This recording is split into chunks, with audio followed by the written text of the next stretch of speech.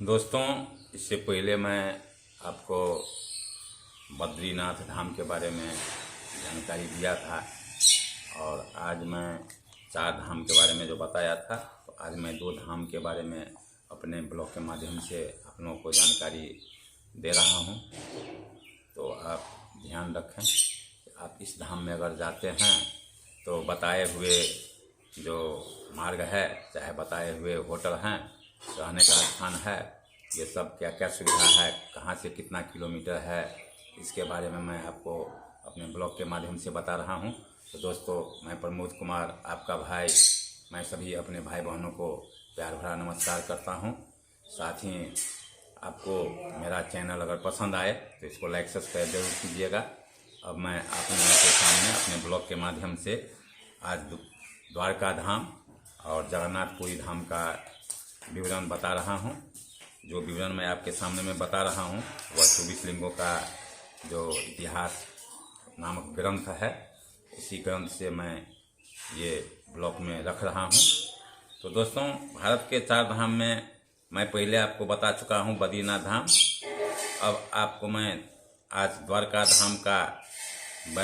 धाम के बारे में बता रहा हूं, जो महत्वपूर्ण स्थान है। और भगवान श्री कृष्ण जो हैं, तो जब अपना निवास स्थान चुने तो द्वारका धाम को ही चुने हुए थे। द्वारका धाम जो है तो गुजरात के सौराष्ट्र क्षेत्र में जामनगर नामक सुंदर नगर के समीप समुद्र तट पर है। यहाँ भगवान श्री कृष्ण का द्वारकाधीश नामक प्रसिद्ध मंदिर है। पुराणों के अनुसार श्री कृष्ण जी के उत्तर काल में शांतिपूर्वक एकांत क्षेत्र में रहने के उद्देश्य से सौराष्ट्र समुद्र तट पर द्वारकापुरी नामक नगरी बसाकर आसपास के क्षेत्रों में अपना राज्य स्थापित किया था। द्वारका नगरी का महत्व अपने आप में गौरवपूर्ण है, यद्यपि अब यह अपने अतीत काल के उस ऐश्वर्य और वैभव के रूप में नहीं है, जबकि एक स्वर्ण नगरी कहलाती थी, जहाँ मर्यादित सागर प्रतिपल लीला पुरुषोत्तम भगवान श्री कृष्ण के श्री चरणों को धोया करता था, जहाँ कंचन और रत्न जड़ित मंदिर की सीढ़ियों पर खड़े होकर दीनहीन सुदामा से मित्रता की दुहाई थी, जहाँ ऐश्वर्य, वैभव और प्रभुता का भोग करने वाले मधुसूदन द्वारपाल के मुख से सुदामा का नाम सुनते ही नंगे पैर उठ भागे थे। दोस्त, द्वारका में ही जो सुदामा है, जो कृष्ण भगवान के परम मित्र थे, उनको द्वारका में ही मुलाकात हुआ था। और जब सुदामा जी श्री कृष्ण जी से मिलने गए तो शुरू में तो आप सुनते ही होंगे कि उनको द्वारपाल सब मिलने नहीं देता था। जब एक द्वारपाल जब श्री कृष्ण भगवान को जाके कहे कि सुदामा नामक कोई व्यक्ति आपसे मिलने आए हैं, तो कृष्ण भगवान वहाँ से दौड़े दौड़े सुदामा जी से मिलने के लिए पागल हो उठे। वहीं वो नंगे पैर दौड़े थे, जहाँ प्रियतम के प्रेम में पागल वियोगिनी मीरा प्रियतम के चरणों में अपने प्राण न्यौछावर कर दिए थे। तो इस तरह का कहानी जो है, तो द्वारकाधीश में श्री कृष्ण भगवान बहुत सारे लीलाएँ किए हुए हैं।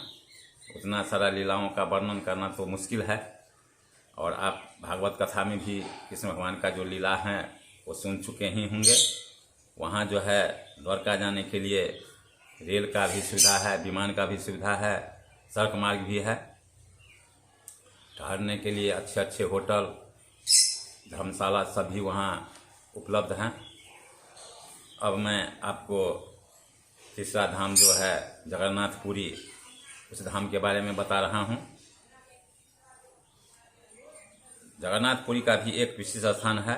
यहाँ का जो है फेमस रथ यात्रा जो है तो बहुत फेमस है। हर साल रथ यात्रा होता है, और रथ यात्रा और छुआछूत निवारण की भावना के कारण भी इसका विशेष महत्व है। महाप्रभु जगन्नाथपुरी का महाभोग लेते वक्त जाति विचार नहीं किया जाता है।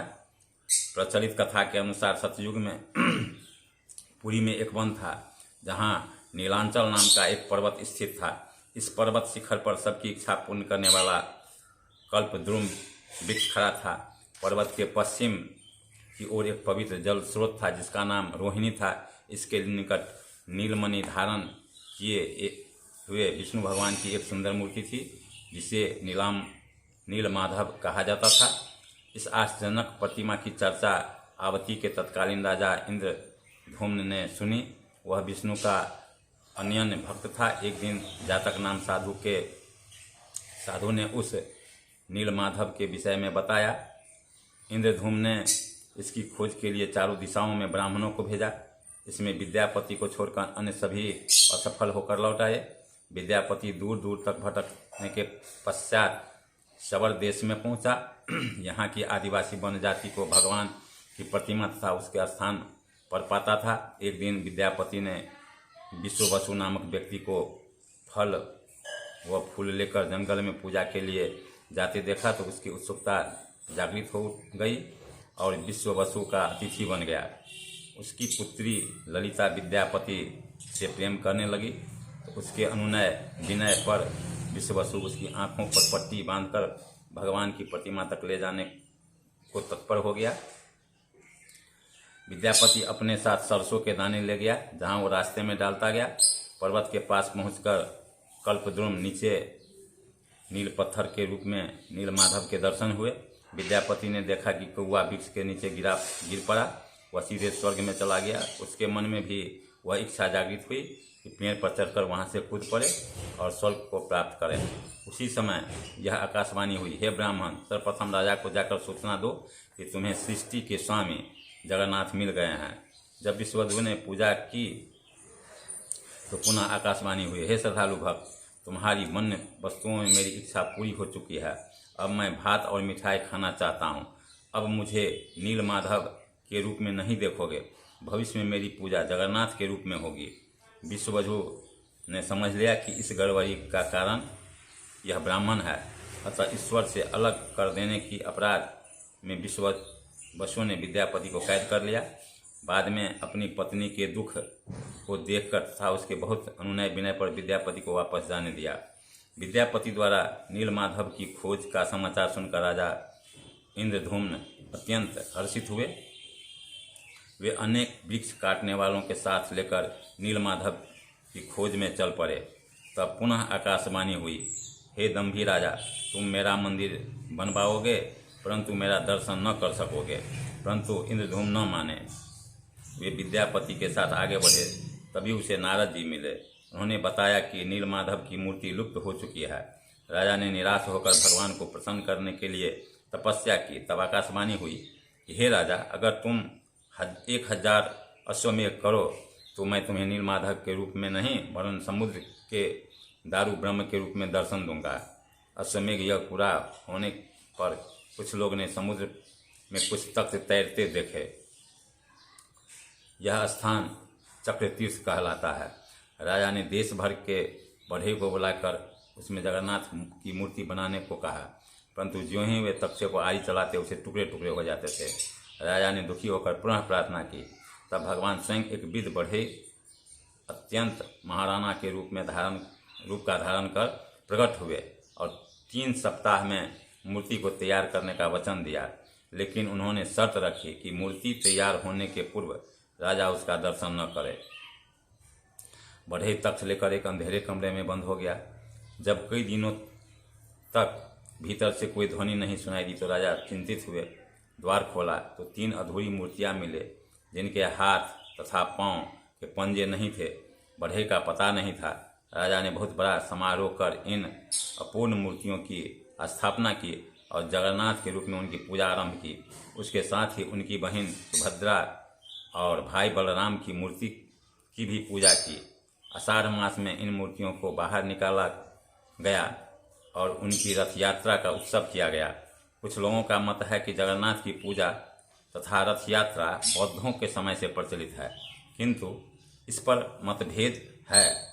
इस अवश्य है कि रथ यात्रा का उत्सव न केवल पुरी में होता है, परंतु भुवनेश्वर में शिव जी के लिए, जयपुर में बिरजा देवी के लिए और दक्षिण भारत में अनेकों मंदिर में अन्य देवी देवताओं के लिए होता है। तो दोस्तों, अगर ये बात आपको अच्छा लगे तो आप इसको लाइक सब्सक्राइब कीजिए। साथ ही अपने दोस्तों के पास में इसको शेयर भी कीजिए, ताकि जो जगन्नाथपुरी के बारे में नहीं जानते हैं उनको कम से कम ये ब्लॉग देखने के बाद जगन्नाथपुरी के बारे में और द्वारकाधीश के बारे में जानकारी हो जाए। तो यही के साथ मैं ये ब्लॉग आप लोगों के सामने में लाया हूँ। वहाँ का पूजा विधि और रथ यात्रा के बारे में मैं अब जानकारी दे रहा हूँ। भक्त मंदिर के भीतर जब बाहर पूरी परिक्रमा करते हैं और भगवान जगन्नाथ तथा सुभद्रा व बलराम की मूर्ति को आगे नतमस्तक होते हैं। पूरी में 800 ब्राह्मण रसोइये 50 से अधिक प्रकार के चावलों के भात, सब्जी और मिठाइयाँ तैयार करते हैं। ये सर्वप्रथम पहले बार जगन्नाथ भगवान को चढ़ाए जाते हैं। उसके बाद भक्तों को बांटे जाते हैं, जिनकी संख्या रथ यात्रा के दिन 4 लाख तक पहुंच जाती है। मंदिर में 3 प्रकार के भोग का निर्माण होता है। जगन्नाथ भोग सदा भात होता है, बलराम भोग में खीर आदि और सुभद्रा भोग में नाना प्रकार के पकवान होते हैं। इन भोगों की हारी में भरकर अलग अलग दामों में मंदिर से ही बिक्री होती है। वहाँ जगन्नाथपुरी में स्नान करने का भी बहुत पवित्र स्थान है। अब जगन्नाथपुरी में पवित्र जो स्नान करने का स्थान है, उनके बारे में मैं जानकारी आप लोगों तक देना चाहता हूँ। श्री जगन्नाथपुरी में स्नान करने के लिए कई पवित्र स्थल हैं, जिनमें नहाकर तीर्थयात्री अपने को धन्य करते हैं। स्नान करने का निम्न प्रधान है महोदधि समुद्र, रोहिणी कुंड, इंद्रधूम्न सरोवर, मार्कंडेय सरोवर, चंदन तालाब, श्वेत गंगा, श्री लोकनाथ सरोवर, चक्र तीर्थ, यात्रा मार्ग आदि। यहाँ जाने के लिए भी बहुत प्रकार की सुविधाएं हैं। कलकत्ता से पूरी रेल के द्वारा पहुँचा जा सकता है। अब तो हर जो बड़े बड़े स्टेशन हैं, चाहे पूरे भारत में हर जगह से, वहाँ से भी जगन्नाथपुरी के लिए ट्रेन चलती है, जिसमें बैठकर लोग जगन्नाथपुरी तक जानते हैं। और ट्रेन जो है सो पुरी के नाम से ही जाता है, और उसमें जगन्नाथपुरी तो नहीं लिखा रहता है। लेकिन जैसे भी कोई ट्रेन है, तो मान लीजिए कि बिहार से हो या ऑल इंडिया में कहीं से हो, तो जिस जगह से खुलती है वहाँ का नाम, और आगे जहाँ पहुँचता है तो वहाँ के नाम पर पूरी हर ट्रेन में रहता है लिखा हुआ। दोनों स्थानों के बीच में विशेष बस चलती है। पटना, दिल्ली, बम्बई से भी जगन्नाथपुरी तक सीधी रेल सेवाएं उपलब्ध है। शहर में अधिकतर दर्शन के लिए पैदल चलना पड़ता है। रिक्शा तंगा भी उपलब्ध है। वहाँ भी यात्रियों को ठहरने के लिए बहुत सारे धर्मशालाएँ और अच्छे होटल भी हैं। जगन्नाथपुरी के आसपास में बहुत सारे तीर्थ स्थल है। जैसे उड़ीसा के इस भूभाग पर अनेक दर्शनीय स्थल व तीर्थ है। हालांकि जगन्नाथपुरी जितने महात्मा का वर्णन औरों के लिए नहीं किया जाता, लेकिन फिर भी यहाँ आए यात्री को इन स्थलों को भी यात्रा करनी चाहिए। जगन्नाथपुरी की यात्रा साक्षी गोपाल के साक्षी माने गए अधूरी मानी जाती है। और भुवनेश्वर, कोणार्क आदि के मंदिर न केवल देवस्थान है, बल्कि स्थापत्य कला के भी आदर्श नमूने हैं। तो दोस्तों, मेरा चैनल आपको पसंद आया हो तो आप इसे लाइक कीजिएगा। आज मैं 2 जगहों का कथा सुनाया। पहले दिन मैं पहले दिन मैं आपको द्वारका धाम तो आज सुना रहा हूँ। पहले मैं अपने ब्लॉग में बद्रीनाथ के बारे में आप लोगों को जानकारी दिया। आज मैं द्वारका धाम और जगन्नाथपुरी के बारे में जानकारी दिया। 3 धाम का तो मैं वर्णन आप लोगों को अपने ब्लॉग के माध्यम से कर चुका हूँ। अब चौथा ब्लॉग में जो बाकी रह गया है हरिद्वार, वो भी मैं अगले ब्लॉग में आपको सुनाऊंगा। तो इस प्रकार मैं आज अपने ब्लॉग को यहीं विराम देना चाहता हूँ। जय हिंद, जय भारत, वंदे मातरम।